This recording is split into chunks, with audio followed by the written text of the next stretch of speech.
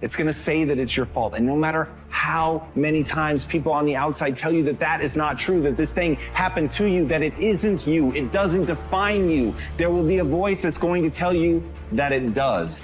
His mother said, well, you just must not realize how bad it is. Well, the reality is, he just made a decision. He decided that he was going to manage his state. Why? To sorry. You cannot keep depending on sorry. Better. Better. Much better. And that's where you have to fall back on process. That's where you have to realize that you literally have to practice loving yourself and that it's okay, that no matter what happened, there is absolutely nothing that invalidates that you're worthy of your own love. But you've got to practice it. You've got to be willing to do it. You've got to be willing to put in the reps. You've got to know that it's not going to feel right, but you've got to know on the other side of that is a vision of your life where you actually do love yourself.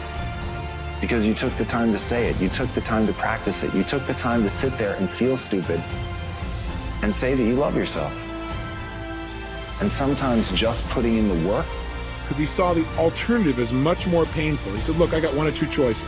I can feel bad emotionally about everything I've lost and just make my total life a mess emotionally and have more pain to add to my physical pain, or I can focus on what I'm going to do, which means I can at least focus on is what you need to do to get strong. So put in the work. I want you to burn into your nervous system the following statement because it is a fundamental truth of the human condition. It is literally the baseline physics of what it means to be a person. As Earl Nightingale said, we become what we think about. And that's an idea that I want you to hold firmly in your mind. That's something that I really want you to internalize. I really want you to stop right now. Whatever you're doing, I want you to stop. Lean into this video and listen to what I'm saying. You will become what you think about. Really think about that for a second, as if it wasn't just a phrase, as if it's more than just words, as if it were a truth about how the brain works, because it is. You're going to become the thing that you think about. And I know that you're dwelling on a lot of negative shit. I know that you're carrying a lot of baggage with you. And I know that as you think about how things might go wrong, that you believe. About 8 years later, he's flying his airplane with 3 other friends in Colorado, and he made himself a rather big mistake. He didn't go through his checklist, and he didn't notice that there was frost that had developed on the wing. And when he took off, he crashed. 3 people walked away. He was not one of them. He was paralyzed from the waist down for life. So they cut off his toes since he didn't need them anymore and sewed them on his hands so he'd have something to be able to grasp things with. He's stuck in a wheelchair now for life. Of course, he doesn't look at as stuck in a wheelchair.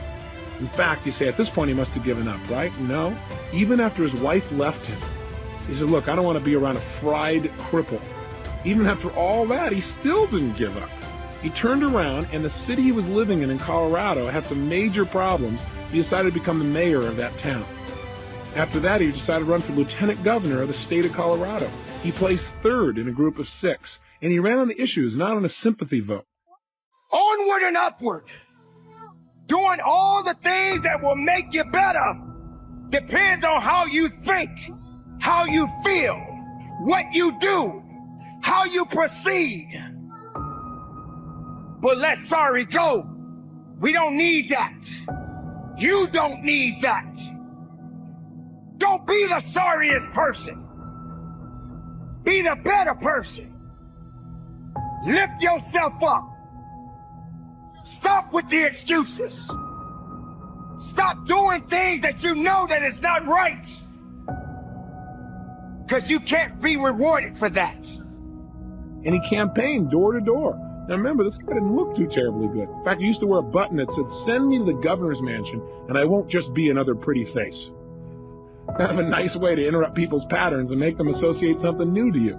Now, he didn't win the lieutenant governor's place. He still didn't give up. He now has his own radio show in Colorado, and he has found the woman of his dreams and remarried. So I've got to tell you that if you start to tell me, well, gosh, Tony, I got all these problems. It's hard to manage my state. Just think about W. Mitchell. When I look at somebody like Bilyeu and see all that he had, and I look at somebody like Mitchell, who seems to have all these challenges but is so happy, so successful, such a sense of possibility, it becomes clear to me that I have no excuse to ever not manage my state on a consistent basis. No matter how big the problems may seem, you're much better than anybody like that might ever hope to be. So how do we manage our states? Well, one, remember, I believe virtually everything in life comes down to why to first, then how to. There is no rewards in sorry. There is no rewards in pity. It's time to move on. It's time to be better. It's time to do what's right. Make it right within you. Be strong every day of your life. Be productive every moment of your life. And from the bottom of my heart, do better, be better, and conduct your business. It's cruel and unusual punishment. And I was a little boy knocking on a door. Hello, would you like to buy a nice working television set? No money down? No! Bam! They slammed the door in your face. And a friend of mine that was working with me, they slammed the door in his face, and I looked back and he was going to the car. He said, I can't do this. And he sat down in the car and he said, you go ahead, I'll be here when you get back. Now he had a mother and father to take care of him. My mother was ill. I am adopted. I was hungry. I had to go on. I learned something about myself. That when you step into your fears, somebody said, it was Winston Churchill, he said that courage is going from failure to failure without losing enthusiasm. When you step into your fears and continue to push yourself to go on, something happens for you. It will enable you to transcend yourself. I went to the next door. You like to buy a nice working television? No! Bam! Went to the next one. No! Bam! After a while, I no longer took it personal. And I began to play a game. I said, well, I know there's a yes out here somewhere, and I'm going to keep on till I find it. You're learning. And when you're learning, you are growing. You are growing to be something unique. You are growing to serve a purpose. Do not let failure confuse your opportunities. Let failure serve its purpose. Nothing happens overnight. It is a process. And the time will come where you will reflect on the many failures that you have embarked on. And for that, you will become greater than you was yesterday. So keep up the good fight. Keep pushing forward. And learn from the failures. And move forward with a purpose. For purpose is within you. And only failure is there to teach you. And I'm not going home until I do. And I continue to knock on doors. And then somebody eventually would say yes. And I said, are you sure? And I would go in there and I would get the sale. When you have something you want to do, if you don't develop the courage to do that which has been given you to do, and you spend a lot of time going around trying to convince other people or trying to get their approval, what will happen is that you will lose your nerve. And other people will convince you that what you're doing doesn't have any value. And you'll give up on your dream. It's an interesting thing about life, I've also found, that if you don't have the courage to act, sometimes and particularly, if you have something special to do, life will move on you. Abraham Maslow said that life is about growth. And he said, you could either go back to your comfort zone, and there you won't find any growth, or you must be willing to go forward and face your fears again and again and again.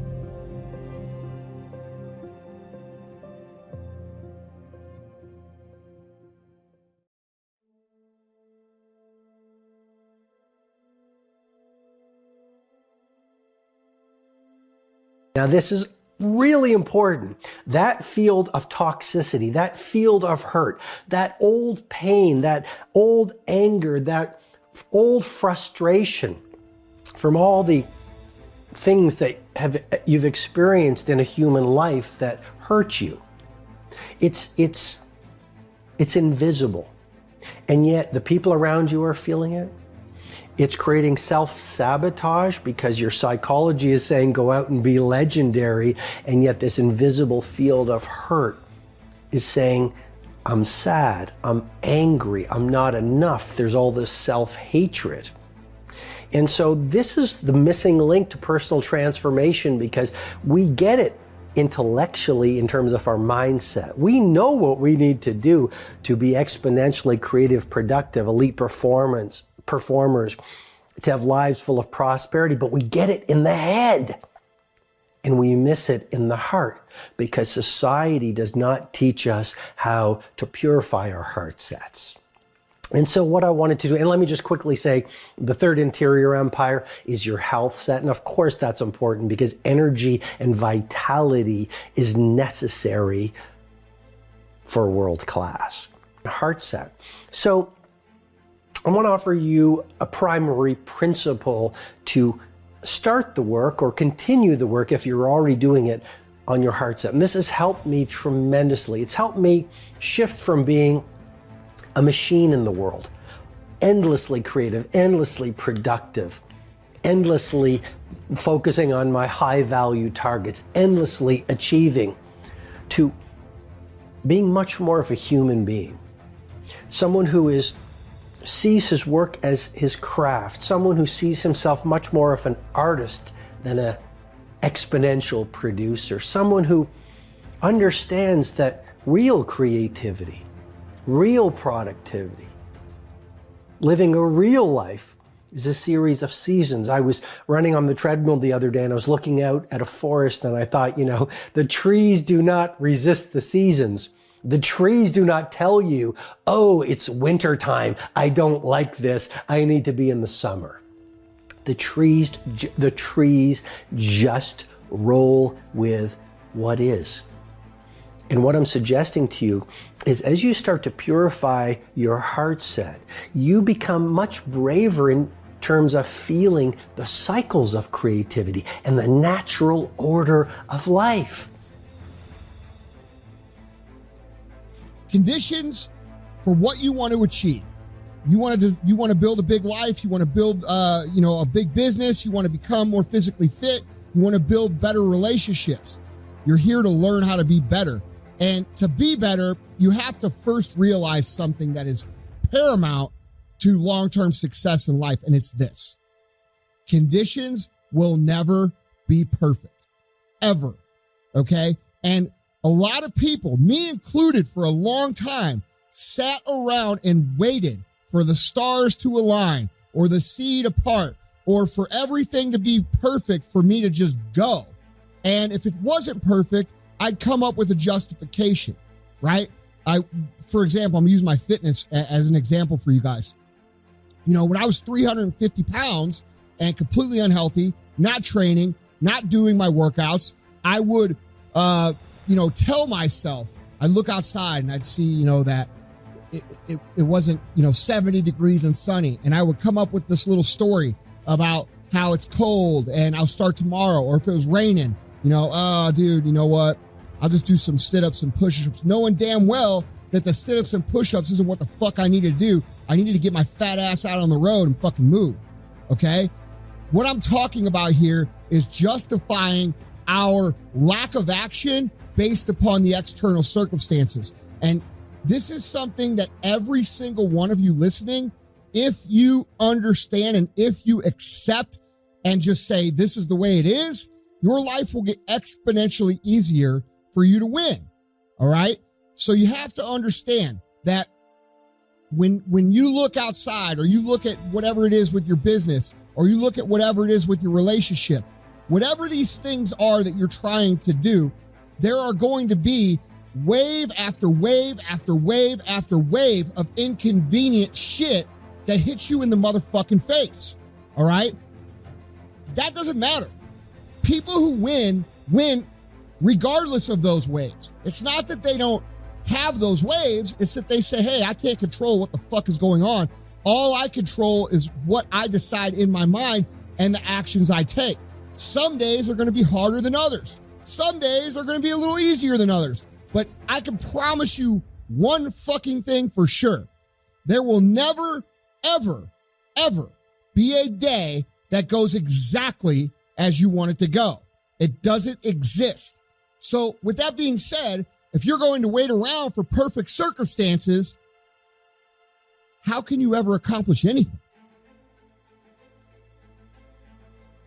See, in life, There are always two voices vying for your attention, the voice of faith and the voice of defeat.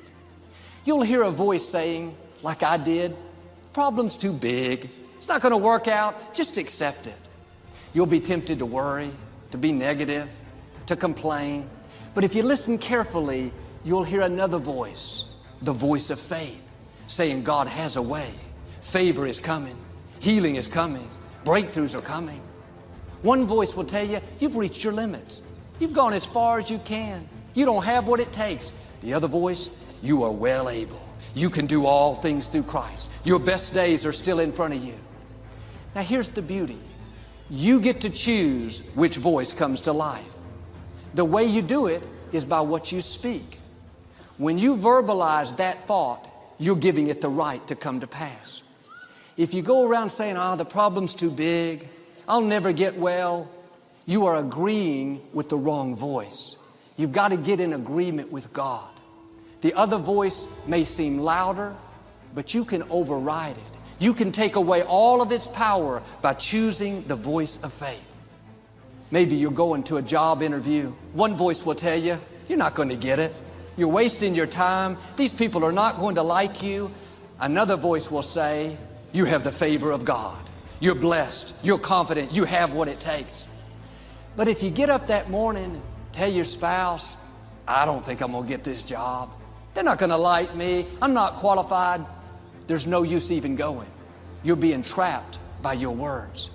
You have to dig your heels in and say, I am not giving life to any more defeat. I am not speaking lack. I'm not speaking sickness. I'm not speaking mediocrity, not enough. I'm going to choose the voice of faith. It says I'm strong, I'm healthy, I'm blessed, I'm favored. I am a victor, not a victim. This is what David did. When he faced Goliath, it looked impossible. All the odds were against him.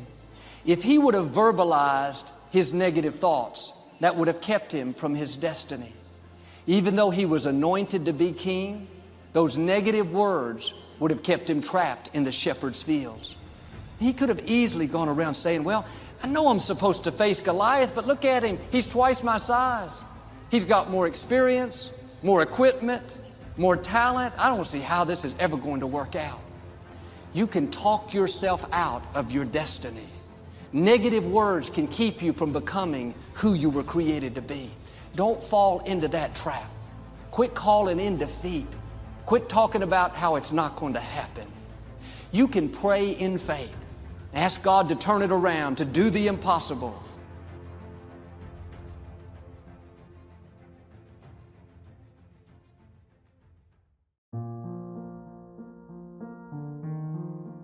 And today I want to talk about something else. That you want to live like a warrior and die a legend. What do you mean by that? Well, one of the first qualities of a warrior is courage. You want to live your life from now on with courage. That most people take their talents, abilities, and skills to the grave with them because of lack of courage. And courage is not the lack of fear. Courage is the willingness to do what it is you need to do, what you are called to do, in spite of the fear. You don't want to live a fear-driven life because you're depriving yourself, your family, and the world that you came here to do something. That's why we're told constantly in the book of life, be of good courage. Because there's stuff that's going to happen that requires that you have courage, that you stand up inside yourself and face it and handle it. Most people in a fearful situation, they forget everything and run, but there are few that in a fearful situation, they face everything and rise with courage. And that's who you are. That's why you're listening to me now, because there's something you want to do. And when you're going outside of your comfort zone, it takes courage. Most people, the majority of people, die within their comfort zone. They're not risk takers. They go through life trying to play it safe. Let me share something with you. There's no safe position in life.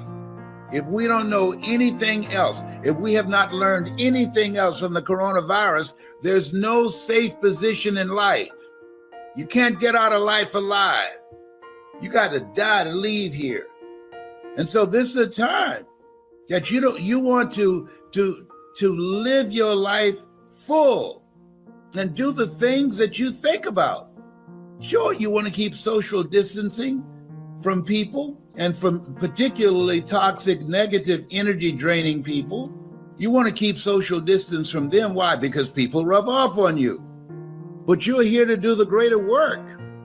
You're here to do something. You've got to live life like you mean it. When I decided to speak, I went at it hard because I didn't want to be just a speaker. I wanted to be a speaker that stood out, that made a national and global impact. And you can do that too. That's why you're listening to me. You have some talent, you have some knowledge, you have some experiences. You've seen some stuff. And there's some things in you don't want to take to your grave with you. So when you live like a warrior, you live courageously. You're fearless. Here's something else. When you live like a warrior, you honor your commitment. Commitment is major.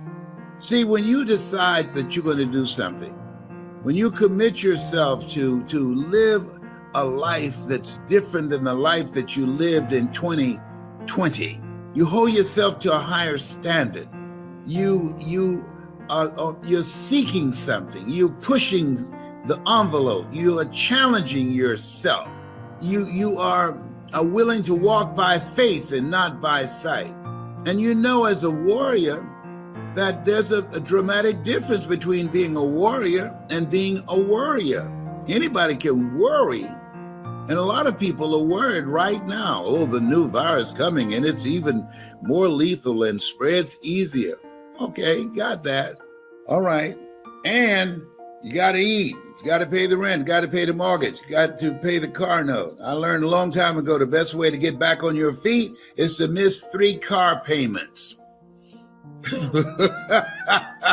Come on. Yeah. But you don't want to be reckless. You don't want to die for a job. No. If somebody asks you, hey, sign here. And in the event you get sick, you go on sue us. Do I look like Mr. Kadumbo? No. Create something else. Life is saying no. Don't put your life on the line saying, oh, I got to eat. I can either starve to death or I sign this and risk dying and leaving my family so they can starve without me. No, you can create something else. You have other options. Don't be limited in your thinking. I did that for years, because I knew radio. I did it extremely well. And when I was fired, I was dumbfounded. What am I going to do now? Guess what? Learn something new. That's what. If you're willing to learn. See, most people aren't willing to learn. That's why I say, well, if I don't sign this agreement, my family will die. They'll just starve to death. Are you kidding me? Come on now. No, don't sign anything that says that if you get sick, they're not liable, because they know that there's a high risk that you might get sick and they want you to be on your own. If you don't learn anything else, remember the name Herman Cain, who was sitting on the front row at a rally, proud, no mask. When he got back to Atlanta, he had to go to the hospital. He said, no big deal. And now he's out of here 5 days later. They don't even mention his name. You talk about proud and involved on radio every day promoting the right. They don't mention his name as if he did not exist. This life is challenging us. In life, when you don't have enough courage or insight, intelligence, expanded vision, that you have outgrown a situation and it's time to move on, life moves on you. I'd outgrown radio. And now I can come on anytime I want and you can see me too. So you got to put your foot down. You got to get an attitude because, see, we're all basically the same. We're all basically the same. The only thing that separates us are our habits. I wanted something different for myself. I wanted something different for my mother. I did not want my mother working once I turned 18. So I made a commitment that I was going to generate enough money with my voice, with my story, in radio and then in speaking to take care of my mother. You've got some talent. You've got something in you. There's a reason that God chose you out of 400 million sperm. You think you're just here to work on a job, pay the bills, keep a roof over your head, a car note, and then die? Come on, give me a break. No. You're here to do the greater work. You know it's true. You can deny it if you want to. I don't know how low your consciousness is. I know some people, no matter what I say, they're not going to hear me. The state of consciousness they're in, this message is not for everybody. That's why Jesus said, he who has ear, let him hear. Let her hear. And the people that can hear me, if you can hear me in your heart, not in your ear, I'm not challenging you and your hearing aid. No. I'm saying what's in your heart. Where your heart is, there your treasure is also. When you live like a warrior, you are vigilant, you are courageous, you take initiative, you are ambitious, you have an expanded vision of yourself. You're going to take some chances on you. You're going to bet on you. You don't settle for any and everything when you're a warrior. And you got to be in fight mode.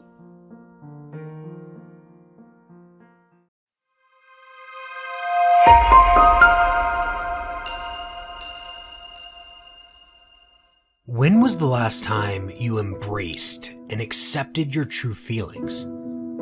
When was the last time you stared at your reflection in the mirror and thanked yourself for making it this far?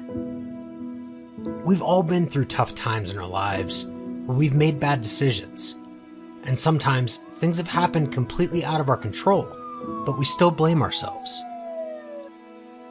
Loving yourself might be one of the hardest things to do because we tend to want to be perfect. We often worry about what other people think about us. We often feel not enough with our appearance, weight, skin conditions, and so many things that look like flaws. But imperfections make us different and special, don't they? You need to love yourself as much as you love others. You are someone who brings you to this stage of life, someone you should treat with kindness and compassion. You need to stop blaming yourself because something didn't happen as planned. Stop looking at the mirror and blaming yourself because you feel not good enough. And please stop comparing yourself to someone you see through social media. The only person who has the right to be compared to who you are today is who you were in the past. When we have become better versions than who we were in the past, that's enough. Don't be too hard on yourself, because the world has been hard enough while teaching us to survive. There will always be criticism and negative comments that could bring you down, and whatever you do, something always looks wrong for some people. But darling, you were not born to be perfect, and it's not your job to fulfill everyone's expectation. You are born to be you, and there is only you in this world. No matter what people say about you, it doesn't define you and won't determine your destiny. To love yourself is to develop a sense of self-awareness and self-acceptance of who you are and what you feel and for what you're passionate about. It gives you the courage to accept yourself with all weaknesses. When you focus on yourself with love and compassion and ignore what other people think about you, you actually eliminate a lot of negativities from your surroundings, which ultimately take you out of depression. Now, your main focus is to put yourself above all blame and negativity. You're working on your development and growth, and you're near to your success. Every mistake or failure we go through teaches us something. We can learn from anything and everything that we do. Sometimes, okay, most of the time, it doesn't feel that way. But if you really delve deep into the situation, you'll get an answer to a question you never even knew you needed to ask. So instead of blaming yourself for this mistake, start really thinking about what you learned from it and how you can take it forward in your life. Once you start looking at it from this angle, then you can focus on taking that lesson with you and growing from it. You will carry on making mistakes, but you'll carry on learning. Just as long as you remember to look at it from a more positive point of view, then you can move on quicker. I like to think it didn't happen to you. It happened for you. Just that small change of perception turns it around, so always keep it in mind. We all make mistakes. Remember this. There is not one human on this planet that has never made a mistake. Everyone has had something happen to them that they feel they could have prevented. Even the people that your mistake may have affected have also been through something similar. It is unfair to get yourself down about something that is just a normal part of life. I wouldn't be writing this if I thought I was the only one making mistakes. We all do it, and that's okay. We are not robots. Sometimes we say things we don't mean or do things without thinking. Does that make us bad people? No, we are good people. And even the best people make bad choices sometimes. That's life. The sooner you accept that failure is what makes us human, those little mistakes will no longer absorb all of your energy and mental space. You need to move on. If you want to continue with your life and just focus on building a future to be proud of, you can't have these issues holding you back. You want to move on, don't you? You don't want to carry on feeling this guilt or shame. You need to do everything in your power to put this behind you and to reach your true you with nothing holding you back. Think of a person that is totally at peace with themselves. They have finally got to the top of their game. They're living a fulfilled life and are confident and so comfortable in their skin. Do you think they ever made mistakes before? Of course they did. But do you think they gripped that mistake and took it forward with them? No. They let it go and used it to better themselves and move on. Lastly, it's love that reveals your true strengths before you and the world. So love yourself first. Loving yourself tells you how magnificent you are. It makes you realize that you're the only one who can support you the most in your time of need. You're the one who is the best well-wisher of yourself than anyone. You're the only one who is the best healer of yourself than any other healers. So let yourself wallow for a little. Feel your emotions for a while. But at the end of the day, shake it off and keep moving. Use the strength you know you have deep down to push yourself into an amazing future. It takes courage to let things go. Things that hurt you, things that wounded you, things that made you bleed, promotions that you didn't get, houses you lost, the men who left you, the woman who betrayed you. It takes courage to let it go and move on. It's not easy, because you have to have enough faith to believe that what is in front of you is greater than what was behind you.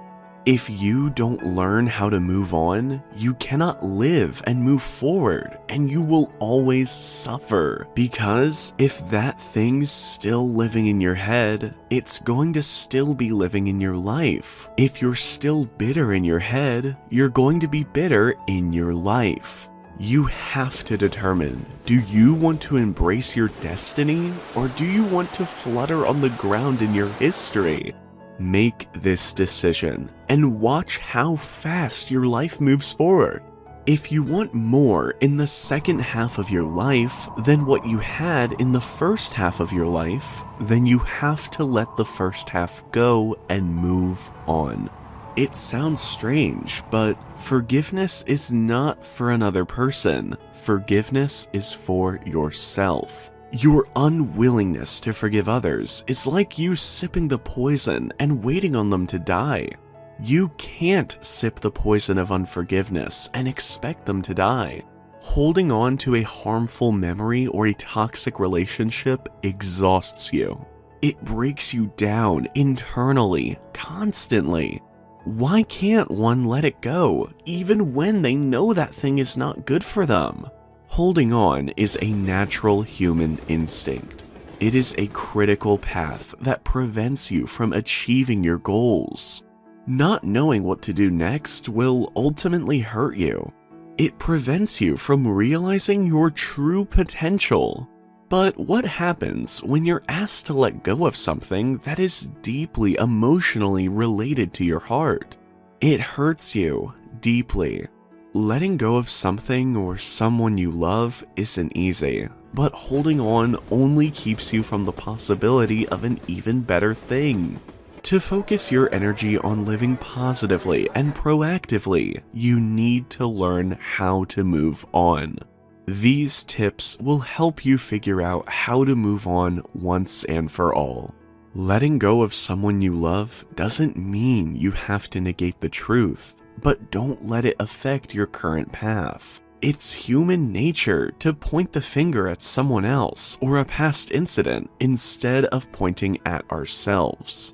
That's why, at the end of a relationship, you blame the other person for something terrible that happened to you. Yet, even if the facts are terrible or heartbreaking, you can't let bad experiences dictate your future. Instead, use your experiences as a tool to get you to learn and grow in the future. Practice gratitude. As aptly said, when you are grateful, the fear disappears and abundance appears. That's why practicing gratitude is the antidote to the sadness and anxiety you feel when you try to let someone go. Let go of your expectations and focus on what you have with gratitude. This small change in your perspective will help you realize that life is friendly. If you're able to find the lesson in each experience and be grateful for it, reduce your harsh feelings, and you'll instead appreciate what you've learned from your experience. Recognize it's time. Learning when it's time to let go is often the hardest part of this process. But in many cases, it is necessary to let go in order to unlock the life you deserve. Although every relationship is different, most find that it's time to end things when the relationship is causing them more pain than joy, or when trust has eroded to the point where nothing can be rekindled. The decision to let go becomes easier when you are sure that the time has come and your future happiness depends on a new beginning. Surround yourself with people who love you. Surround yourself with people who love you and want all the good things for you. Remember that these people, either your friends or family, will always be there for you. Find support with those you fulfill, talk to them, and share how you feel. Get any painful feelings out of your system and know you're in an environment of trust. Listen to them, as they will give you an outsider's point of view that will help you see the situation from a different perspective. These people will always stand by you, no matter what. So, let them help you out of your bad days. Take care of yourself. The process of letting go and leaving a relationship can be stressful and lonely. This is not the time to beat yourself up or ignore your needs. If you take care of yourself and take that time to fall in love with yourself, you will heal more completely and perhaps be healthier than you were. Indulge in relaxing activities, engage in hobbies that will make you happy, and focus on finding fulfillment on your own. Refusing to let go will not fix things for you, ever. Holding on only harms your physical and mental well-being and keeps you from enjoying life to the fullest. Embrace living in the moment and understand that life goes on. The key to letting go is facing what has happened and accepting it. Once you're able to move on and appreciate the experience you gained, better opportunities will surround you.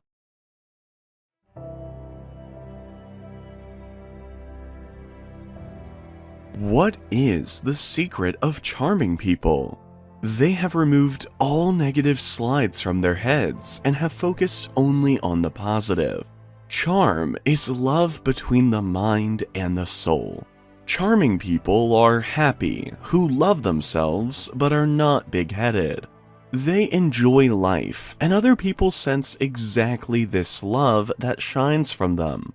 Those people are rare, but you can be one of them if you start to love yourself, to listen to your soul, and take action in the physical world towards your goal.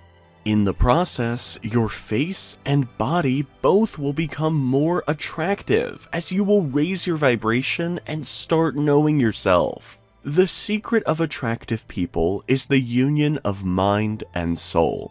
Those people do what they love life and themselves, and because they live according to their creed, love shines through them. Others detect that and immediately are attracted to such people. If you do not love yourself, no one ever will love you. Furthermore, you will never be happy. Every conflict between mind and soul shows negatively on your physical appearance and on your character. As a consequence, you move to a worse and worse lifeline. Before searching qualities in others, improve your own self. Feel how the pendulums force you to reject your uniqueness and compare yourself to others. You will inevitably fail. You are your own self, and so accept yourself with your flaws. Then you take your right to be a creator in life. The more you get trapped by pendulums, the more you will hate yourself and worship others, and lowering your own importance to raise the importance of someone else. External importance occurs when I believe that the standards which specified by someone else is the peak of perfection. But internal importance occurs just when I stop following other standards, just loving and accepting myself, and stop worshiping others. If you were rejected or suffer from unrequited love, or you are looking for more love, you need to start loving yourself first. If you can't love yourself just yet, just do something to improve yourself. Join a fitness club, or take a course in something you like the most. It doesn't matter what. Try to change your look. Buy some new clothes. When you take care of yourself, you actually change your focus from looking for love from an outside source. Instead, you start looking love from within. You should know that loving yourself is the most dignified goal, and it will attract more love and more abundance to you. Usually, people love themselves only after others start loving them. But the universe is a mirror. How can the reflection emit love if the image doesn't contain it? When you take care of yourself, actually, you raise your vibrations, which sends you to a better lifeline. Love is like a boomerang. When you send it to the world, it will come back to you in various ways. So, start vibrating love. It's not as hard as you think. Just do things you love, think thoughts of love, and loving yourself. The first relationship to improve is the one you have with yourself.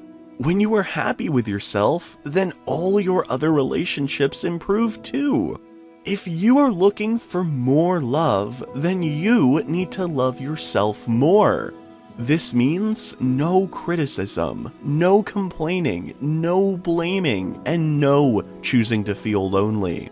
It means being very content with yourself in the present moment and choosing to think thoughts that make you feel now. Life always mirrors back to us the feeling we have inside. As you grow in an inner sense of love and romance, the right person to share your growing sense of intimacy will be attracted to you like a magnet. When you truly love yourself, you stay centered, calm, and secure, and your relationship at home as well as at work are wonderful. You will find yourself reacting to various situations and people differently. Matters that once may have been desperately important won't be quite as important anymore. New people will enter your life, and perhaps some old ones will disappear, which can be scary at first, and also wonderful and exciting. You need to love yourself as much as you love others. You are someone who brings you to this stage of life, someone you should treat with kindness and compassion. You need to stop blaming yourself because something didn't happen as planned. Stop looking at the mirror and blaming yourself because you feel not good enough. And please stop comparing yourself to someone you see through social media. The only person who has the right to be compared to who you are today is what you were in the past. You need to move on. If you want to continue with your life and just focus on building a future to be proud of, you can't have these issues holding you back. You want to move on, don't you? You don't want to carry on feeling this guilt or shame. You need to do everything in your power to put this behind you and to reach your true you with nothing holding you back. Think of a person that is totally at peace with themselves. They have finally got to the top of their game. They're living a fulfilled life and are confident and so comfortable in their skin. Do you think they ever made mistakes before? Of course they did. But do you think they gripped that mistake and took it forward with them? No. They let it go and used it to better themselves and move on. Lastly, it's love that reveals your true strengths before you and the world. So love yourself first. Loving yourself tells you how magnificent you are. It makes you realize that you're the only one who can support you the most in your time of need. You're the one who is the best well-wisher of yourself than anyone. You're the only one who is the best healer of yourself than any other healers. So let yourself wallow for a little. Feel your emotions for a while. But at the end of the day, shake it off and keep moving. Use the strength you know you have deep down to push yourself into an amazing future.